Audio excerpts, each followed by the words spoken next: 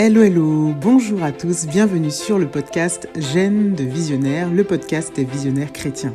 Je suis Georgina et avec GV Writer, j'accompagne des chrétiennes entrepreneuses à mettre leur foi, les principes du royaume et l'obéissance à notre Père au centre de leur entreprise. Je les soutiens afin de faire de Dieu le directeur général de leur business de manière pratique pour impacter et rayonner sur ce monde par et pour nous. On parle bien trop souvent des recettes du succès, mais finalement, quels sont ces échecs avant le succès qui ont permis de forger leur état d'esprit ? Quelles sont ces leçons tirées dans le passé lorsque la réussite n'était pas encore visible et qui pourtant ont eu leur poids ? Tomber et savoir se relever pour avancer encore est la clé de la réussite. Alors si toi et moi, nous sommes en accord, installe-toi avec l'intention ferme et décidée d'en apprendre un peu plus aujourd'hui et peut-être même gagner des années. C'est parti! Hello et bienvenue dans ce nouvel épisode du podcast Gènes de Visionnaires. Nous sommes dans la suite de notre épisode hors série, après les 3 premiers épisodes dans lesquels nous avons découvert l'histoire de Stéphania Prussien, Isabelle Boireau, Émilie Adaé. Dans ces 3 épisodes, nous avons découvert leur parcours entrepreneurial, ainsi que les embûches, les échecs, les choses qui se sont placées sur leur route et qui ont peut-être été des obstacles pour elles, et la manière dont finalement elles sont allées au-delà de ça pour continuer à porter la vision que Dieu leur a donnée pour leur business et leur activité. Dans ce hors-série que nous avons commencé la semaine dernière, nous voyons 7 éléments différents qui sont comme des leçons que l'on peut tirer des histoires qu'elle nous a racontées. Il y a des choses qui reviennent d'une à l'autre, il y a des choses qui sont très particulières à l'une ou à l'autre, mais dans tous les cas, on en tire 7 clés. Nous avons vu les 4 premières clés la semaine dernière, le fait de cultiver ce cœur de serviteur, le fait de faire de la passion et du rêve quelque chose de moteur pour pouvoir s'emmener à persévérer, le fait de collaborer pleinement avec le Seigneur et le point essentiel qu'il y a sur les valeurs et la compréhension qu'on doit avoir de nos valeurs. On continue cette semaine avec les 3 derniers éléments qui nous restent, le fait de cultiver la dépendance à Dieu, c'est la première clé. On va parler ensuite des finances, de la perte financière, du fait de rester dans l'obéissance sans aller vers l'appât du gain et de cette étiquette de chrétien que nous avons même lorsque nous sommes entrepreneurs. On va rentrer en profondeur dans ces éléments-là de la même manière que la semaine dernière en se rappelant des différents éléments que Isabelle Boireau, Stéphania Prussien et Émilie Adaé nous ont partagés. Et je t'invite dès à présent, si tu n'as pas encore écouté les épisodes liés à ces 3 femmes-là, allez les écouter parce que vraiment, elles sont pleines d'inspiration. Leur histoire nous bouleverse, leur histoire nous ramène à ce que nous aussi nous vivons dans notre parcours et ça peut pleinement être un encouragement pour toi. Si tu n'as pas écouté non plus l'épisode de la semaine dernière, la première partie de cette hors-série, je t'invite également à aller le découvrir pour aller plus en profondeur dans ces 4 clés. Et je te rappelle que je t'ai mis à ta disposition une feuille de route, un workbook que tu peux télécharger dans les notes de cet épisode qui va te permettre de pouvoir appliquer concrètement les clés et les points sur lesquels on appuie. Le tout avec ces hors-séries, c'est vraiment de te permettre d'aller dans la transformation, de pas seulement écouter des épisodes de podcast pour être inspiré, pour te dire que ce serait bien si tel élément tu l'appliquais ou autre, mais vraiment pour t'emmener à aller plus loin dans l'application. Mon ambition avec GV Writer, avec tous les produits et tous les services que je te donne ici, que ce soit le programme Génération de Visionnaires, que ce soit ce podcast Gènes de Visionnaires, avec tous les éléments que je te fournis, c'est vraiment que tu puisses collaborer de manière pleine et entière avec le Seigneur pour le développement de ton business, que tu apprennes à te reposer sur lui, à dépendre de lui et également finalement à collaborer de manière simple, fluide et naturelle avec lui afin de t'emmener à manifester ce qu'il a prévu pour toi sur le chemin qu'il a déjà tracé. Donc c'est ce qu'on fait, donc je t'invite vraiment à faire ce travail-là, pas seulement t'arrêter à l'écoute de cet épisode, mais à aller encore plus en profondeur en téléchargeant le workbook dans les notes de cet épisode de podcast. Donc on continue sur les 3 clés qui nous restent. On va commencer avec le fait de cultiver cette dépendance à Dieu. Isabelle Boireau nous en a parlé lorsque elle-même était dans cette période de chômage où elle n'avait pas d'emploi et qu'elle ne trouvait pas de travail alors qu'elle avait coché toutes les cases en termes de euh, parcours scolaire, en termes de parcours scolaire, universitaire, en termes de recherche d'emploi. Elle ne trouvait pas d'emploi et elle s'est retrouvée dans une période de chômage où finalement, au lieu de baisser les bras complètement, elle s'est mise à dépendre complètement de Dieu. Elle dit que pour vivre, finalement, elle ne pouvait que dépendre du Seigneur puisque finalement, elle n'avait que cette solution.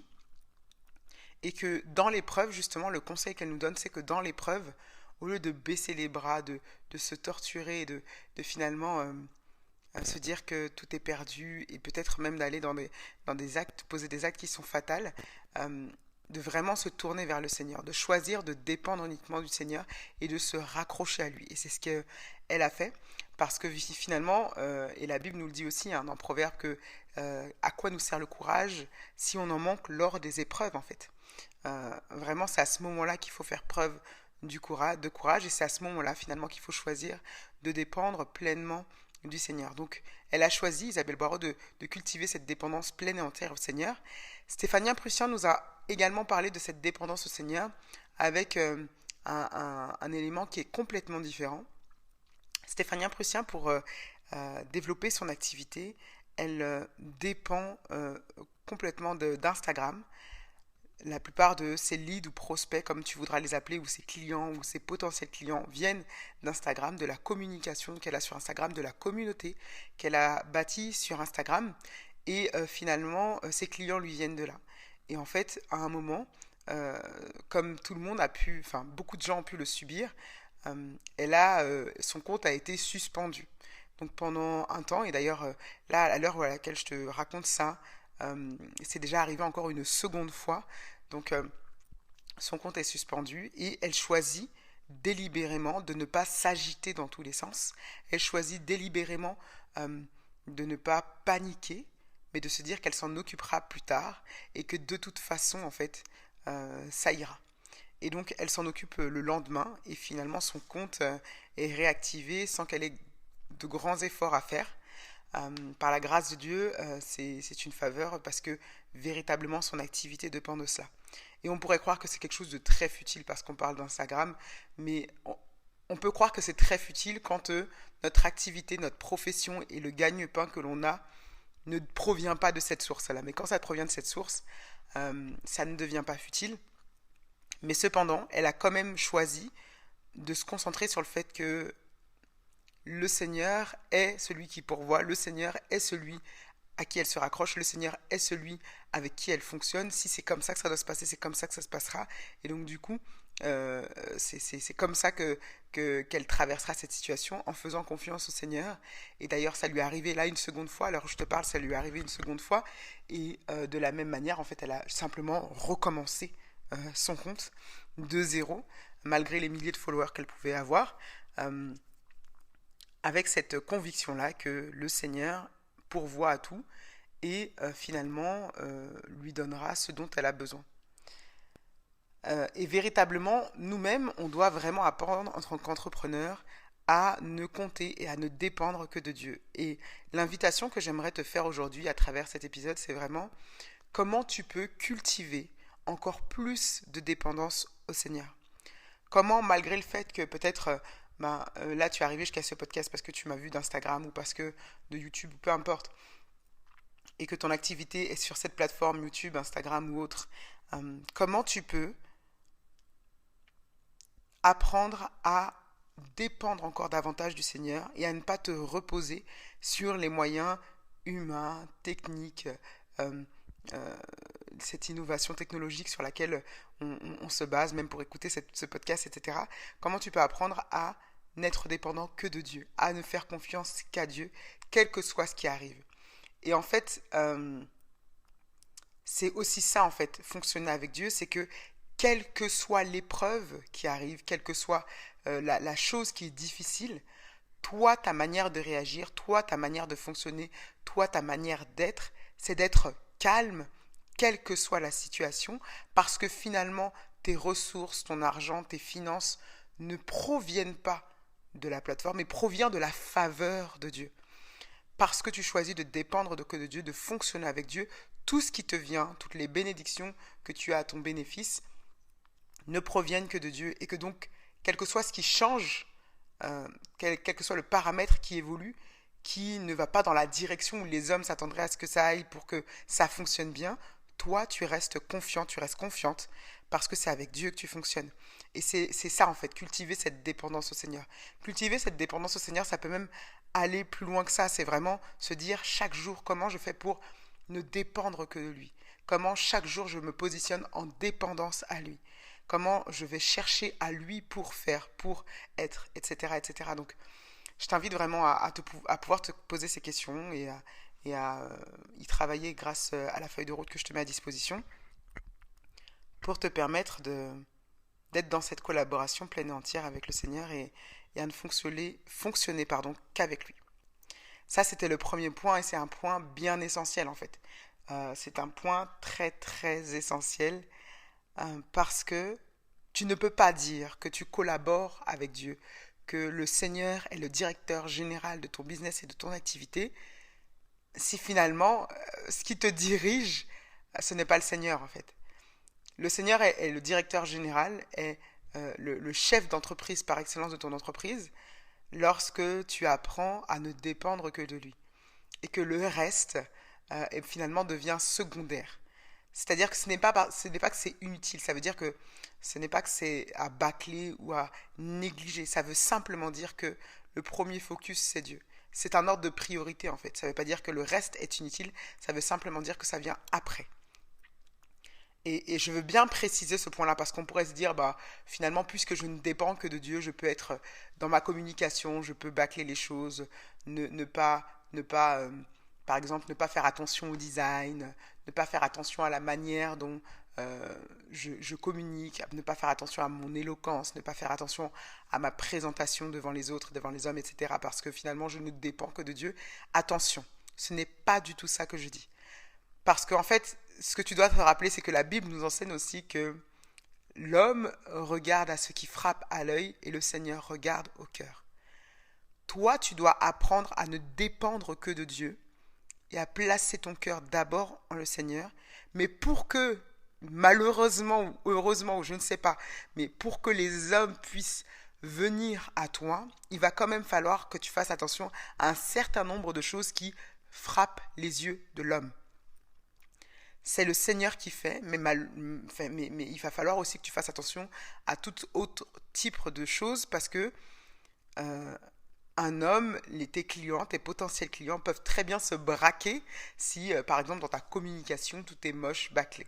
Moi, par exemple, j'ai un défaut, c'est que j'écris, je suis auteur, j'aime beaucoup passer par la communication écrite, mais malheureusement, je fais des fautes d'orthographe, je fais parfois j'ai des erreurs d'inattention, ce qui fait que parfois dans ma communication tu peux rencontrer des fautes d'orthographe et je sais que ça me dessert et c'est un point sur lequel je travaille vraiment parce qu'en fait même si le but c'est de passer le message je ne peux pas me permettre de le faire de manière bâclée parce que il y a ce qui frappe aux yeux de l'homme et en plus de ça il y a ce qui frappe aux yeux de l'homme, mais en plus de ça, il y a le fait que je veux le faire avec excellence, avec une certaine excellence qui honore en fait celui que je sers, qui honore Dieu. Donc du coup, je le fais, j'essaie de le faire bien. J'ai des travers, j'ai des défauts, j'ai des choses qui ne sont pas, sur lesquelles je ne suis pas parfaite parce que c'est pas la perfection que je cherche, mais j'essaye du moins d'être le plus excellente possible pour honorer en fait celui que je sers, pour montrer une belle image. Parce que je suis enfant de Dieu, je veux absolument que ce que je montre soit beau, agréable à regarder et autres. Donc il y a ces deux éléments-là. Tu dois apprendre à dépendre de Dieu et ne dépendre que de lui. Cependant, c'est pas pour ça, pour autant que tout ce qui est visuel, tout ce qui n'est pas directement lié au spirituel doit être bâclé.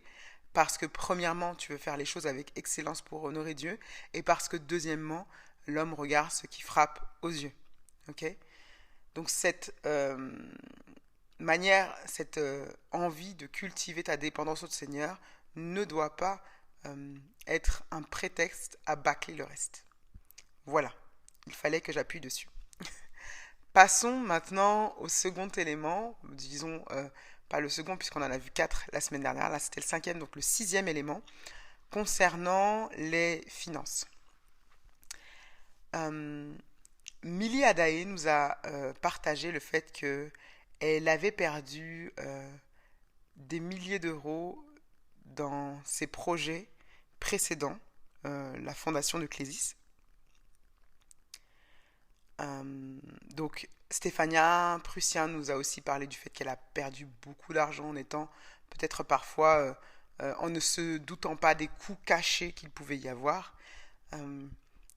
Et Isabelle Boireau nous a également parlé du fait que parfois elle n'avait pas de clients, elle pouvait passer plusieurs semaines sans avoir aucun client alors qu'elle était définitivement à son compte et que sa seule source de revenus était ce qu'elle gagnait avec son activité. Et en fait, ce que je veux te montrer par là, c'est que il y a plusieurs points sur lesquels tu dois faire attention et sur lesquels elles t'ont interpellé. Premièrement, ce que Stéphania Prussien nous a dit quand elle nous a parlé du fait qu'elle faisait des événements sans considérer les coûts cachés, c'est que lorsque tu crées ton offre de service ou de produit, lorsque tu crées en fait quelque chose, il faut vraiment que tu puisses t'asseoir pour calculer. Ne pas juste intellectualiser la réflexion et te dire bon, ceci coûte tant et donc du coup je vais mettre ça à tel prix, ça devrait aller, etc. Mais vraiment que tu t'asseyes pour dans la réflexion avec l'intelligence que Dieu t'a donnée, parce qu'il t'a donné un cerveau, ok, que tu puisses considérer tous les éléments qui vont entrer en ligne de compte, que ce soit le fait de produire, puis ensuite de livrer, ou même le fait que tu stockes, ou le fait que tu dois devoir avancer les frais avant que les choses soient achetées. Tout ça, tu dois finalement t'asseoir pour le faire, pour l'estimer.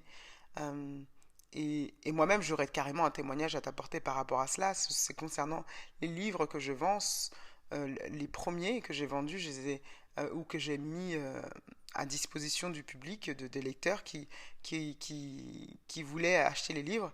J'ai mis le prix vraiment en fonction de ce que j'avais envie, en fonction de la valeur que j'estimais de ce produit-là, mais pas en fonction des coûts, de ce que ça me coûtait véritablement. Et en fait, tu crées une entreprise. D'accord, évidemment, tu crées cette entreprise pour impacter des vies, pour la gloire de Dieu, parce que c'est d'abord notre appel premier que de pouvoir répandre ce que Dieu est en nous dans le monde. Mais si c'est une entreprise, c'est-à-dire qu'au bout d'un moment, ton entreprise va être rentable. Et pour aller sur cette rentabilité, il va falloir que tu t'asseyes pour regarder les coûts, les frais et ce que cela te rapporte. Donc ça, c'est le premier élément sur lequel il faut faire attention. Ensuite, le deuxième élément sur lequel je voudrais t'interpeller par rapport à ce que Milly, Isabelle ou Stéphania nous a partagé, c'est sur le fait que parfois, en fait, tu n'es pas rentable tout de suite.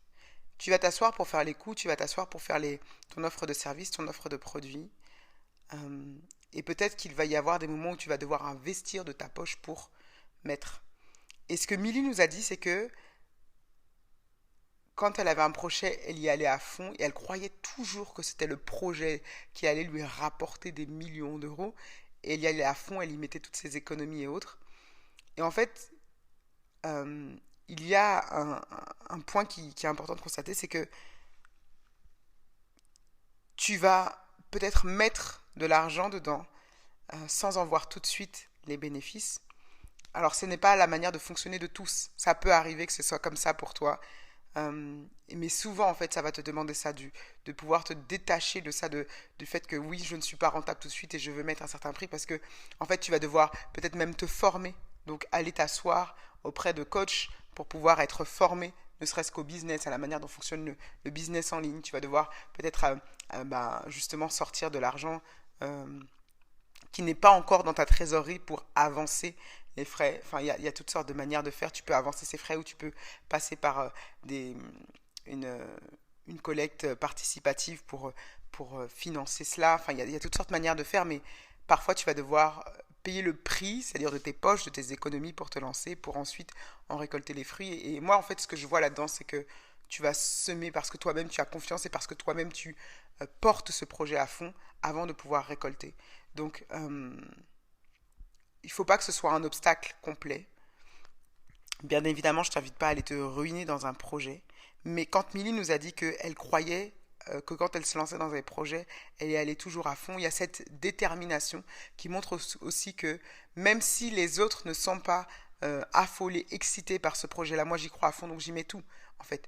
Et ce que Milly nous dit aussi, c'est que, en fait, tout ce qu'elle a traversé et tous ces désastres où finalement elle a perdu des milliers d'euros, aujourd'hui lui ont servi de leçon dans sa manière de gérer ses finances, lui servent aussi de leçon parce elle a tiré en fait de tous ces échecs, comme on pourrait les appeler, de tous ces échecs d'entreprise, elle a tiré des choses qui aujourd'hui lui servent dans Clésis et dans Clésis Junior. Donc la perte financière peut être là, mais ça ne veut pas dire que tu perds totalement, parce que tu apprends des choses. Et c'est là aussi où souvent, moi, je fais vraiment une différence entre l'échec et le fait de tomber pour se relever. L'échec, c'est quand tu t'arrêtes, en fait. L'échec, c'est quand tu as abandonné. L'échec, c'est quand tu n'es plus sur la place, en fait. Tu es tombé et tu décides de te retirer. Là, oui, tu peux dire que tu as échoué. Et encore. Parce que pour moi, c'est que si tu choisis de laisser, d'abandonner volontairement, parce que ce n'est pas ta voie, parce que tu t'es trompé, tu n'as pas totalement échoué. Tu as appris et tu vas autre part, tu vas plus loin. Et donc c'est pour ça que en ça, pour moi, l'échec n'existe pas en fait. L'échec n'existe pas. Il y a simplement des chutes que tu fais et tu te relèves. Des chutes que tu fais et tu te relèves. Tant que la vie est encore en toi, le souffle est encore en toi, tu n'as pas échoué en fait. Et donc même l'échec financier n'est pas un échec, parce que tu apprends des choses, tu apprends dans ta manière de faire, dans tes faiblesses, dans tes forces, pour pouvoir recommencer peut-être un autre projet. Mais en tout cas, tu apprends pour la suite. Donc même le fait d'investir beaucoup de ces moyens financiers pour ensuite peut-être arrêter le projet n'est pas un échec, parce qu'en fait tu vas apprendre des choses qui vont te permettre d'aller plus loin. Milly, quand elle nous parlait, elle a vraiment eu donc plusieurs activités afin d'arriver à Clésis. Et elle le dit elle-même, c'est que pour elle, Clésis est son entreprise et l'entreprise qu'elle porte et qui va la porter loin. Mais elle ne sait pas en fait si c'est réellement ça. Elle ne sait pas si après Clésis, il n'y aura pas encore autre chose, d'autres entreprises. Est-ce que Clésis va perdurer dans le temps? Elle ne sait pas. Tout ce qu'elle fait, tout ce qu'elle sait, c'est qu'elle le porte à fond et qu'elle le fait à fond. Et c'est ce que tu dois faire aussi, c'est que tu dois vraiment, si ton projet, c'est un projet qui te tient à cœur, le porter à fond, coûte que coûte, quel que soit ce que les autres en disent, ce que les autres en pensent, c'est toi en fait. Ce truc-là brûle en toi et c'est toi qui dois le porter. Donc ça, c'est une chose bien importante par rapport à cet aspect financier, c'est que même si tu as l'impression de perdre beaucoup d'argent, ça ne veut pas dire que tu es en échec. Et il peut arriver que tu sois en train de perdre de l'argent avant d'être rentable, mais cela ne veut pas dire que tu ne dois pas, et c'est l'élément que je te disais juste avant, t'asseoir pour réfléchir les coûts. Ok? Donc c'est vraiment un équilibre à trouver. Tu peux peut-être te sentir un peu perdu par rapport à ce que je dis là, mais il y a vraiment un équilibre à trouver. Il doit y avoir de la réflexion lorsque tu fixes un prix pour ton produit, euh, pour ton service, mais en même temps le fait que tu investisses peut-être financièrement dans ton activité avant même que ce soit rentable n'est pas un échec. Ok? Et c'est vraiment un équilibre à trouver. Tu dois être sage et réfléchi pour t'asseoir pour réfléchir les coûts, mais peut-être que tu vas devoir investir d'abord avant d'être rentable. Ok. Et le troisième point par rapport à cet aspect financier que je voulais évoquer, c'est l'appât du gain. L'appât du gain. Et là aussi, c'est encore un équilibre à trouver. Et là aussi, c'est pour ça que c'est vraiment important de savoir placer ses priorités. La Bible nous dit que le sacrifice qui plaît à Dieu, c'est l'obéissance. C'est le psaume 50 ou le psaume 51 qui nous dit ça. L'obéissance est quelque chose qui doit être placé en premier. Quel que soit l'argent que tu gagnes, la somme, c'est-à-dire que ce soit dizaines d'euros par-ci, par-là, une centaine d'euros, des milliers d'euros, des millions d'euros, la chose à laquelle tu dois être attentive avant tout, ce n'est pas le chiffre d'affaires que tu rentres, c'est est-ce que tu es toujours dans l'obéissance au Seigneur?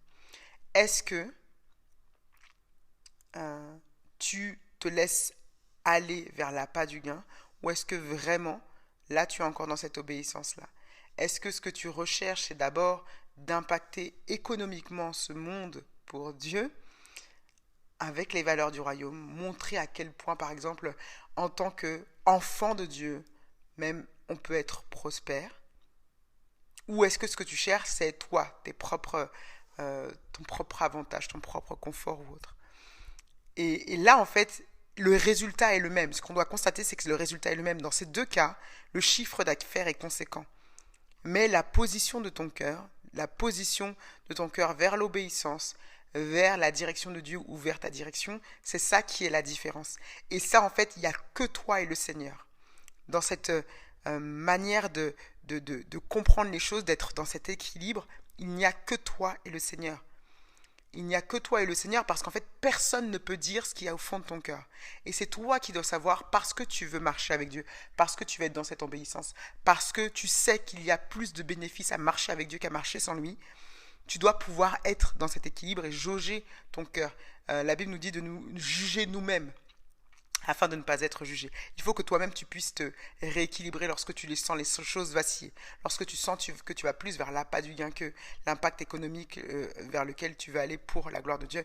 Il faut que tu puisses vraiment jauger, être équilibré. Et ça se passe dans la présence du Seigneur, ça se passe dans ta relation avec Dieu, ça se passe dans le fait de chaque jour pouvoir te réaligner au Seigneur pour ne pas perdre de vue lui et ses voies. Donc voilà, c'est vraiment ces trois éléments-là que je voulais t'apporter sur cet aspect financier. Donc le fait d'être dans la réflexion pour fixer tes prix, le fait de ne pas envisager l'échec, la perte financière comme un échec, parce que peut-être que tu vas devoir investir, pardon, je confonds avec le troisième, peut-être que tu vas devoir investir avant d'être rentable. Cependant, les deux premiers points là ne sont pas en opposition. Être dans la réflexion pour fixer ses prix ne veut pas dire que tu ne vas pas devoir investir, ok? Ça peut aller ensemble. Et troisième chose, faire attention à l'appât du gain en étant toujours dans cet équilibre où tu te replaces devant Dieu. Être dans cette obéissance. Stéphania Prussian nous a partagé que parfois elle a des offres, elle lance des choses, des challenges qui fonctionnent bien et le Seigneur là lui dit stop en fait. Stop, là tu fermes les portes et même si ça fonctionne bien, même s'il y a encore des clients qui viennent, tu fermes. Et par obéissance au Seigneur, elle ferme.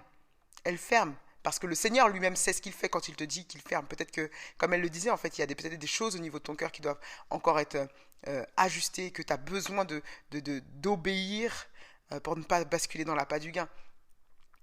Et donc, c'est vraiment ces choses-là, c'est cet équilibre. Le fait d'être dans ta relation avec Dieu, connecté à lui pour que ton cœur soit dirigé dans la bonne direction. Donc voilà, c'est des éléments qui sont très importants de considérer parce qu'on est en business, parce que dans ce monde, on juge la réussite d'un business par sa réussite financière. Il faut que toi, tu puisses être certain que ton cœur soit placé au bon endroit, que tu puisses être dans cette sagesse lorsque tu fixes tes prix, en fonction de ton public, en fonction de ta cible, en fonction de tes frais, tes coûts.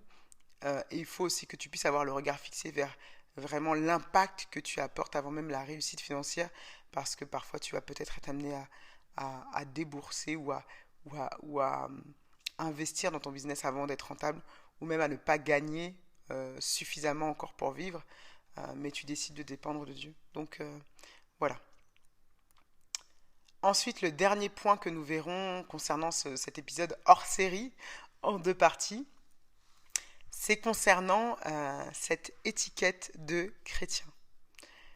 Donc la plupart de ceux qui m'écoutent là aujourd'hui, je pense que donc, tu es chrétien, chrétienne, et tu as un projet, une vision, une entreprise que tu veux porter pour la gloire de Dieu.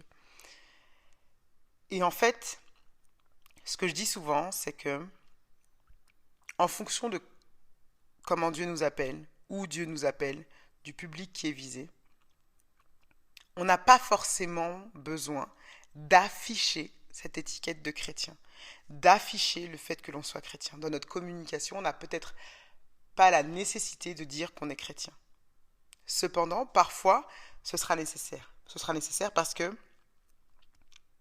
ta cible est chrétienne, c'est tout simplement, parce que tu ne sais pas faire autrement que de dire que tu es chrétien, ça correspond à toi qui tu es, et donc pour toi, même si tu n'es pas obligé, tu le fais parce que ça te correspond, ok. Et il peut y avoir ces différentes raisons qui font qu'on affiche que l'on est chrétien.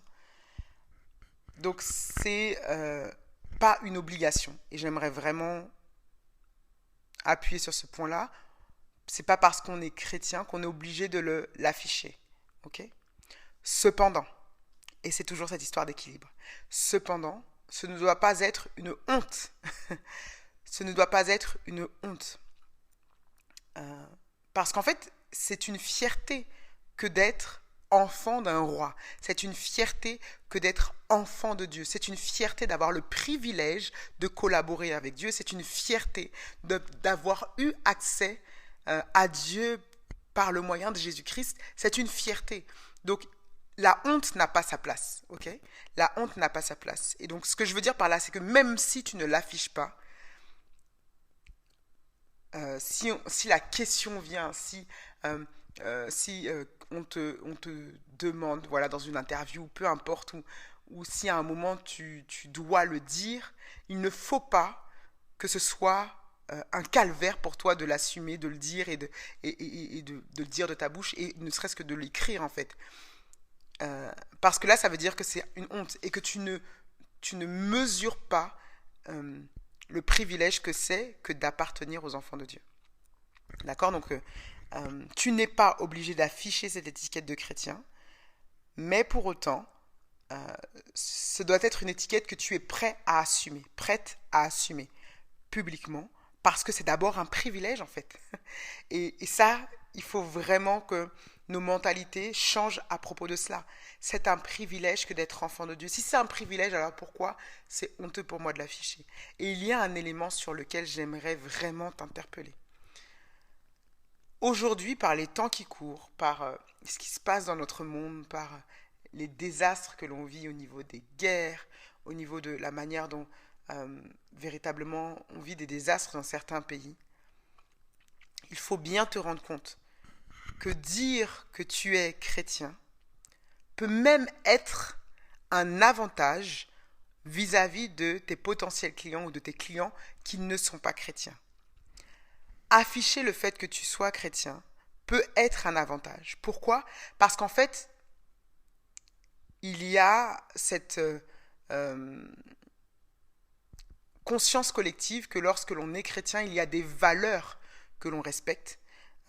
Et comme il y a des valeurs que l'on respecte, certaines personnes seront même plus en confiance à venir vers un chrétien que d'aller vers un non-chrétien parce qu'il sait que cette personne-là a des valeurs et que cette personne-là fait les choses avec une certaine bienveillance, que cette personne-là fait les choses avec une certaine intégrité et autres. Et donc, il peut y avoir un avantage. Et en même temps qu'il y a un avantage, il y a une responsabilité.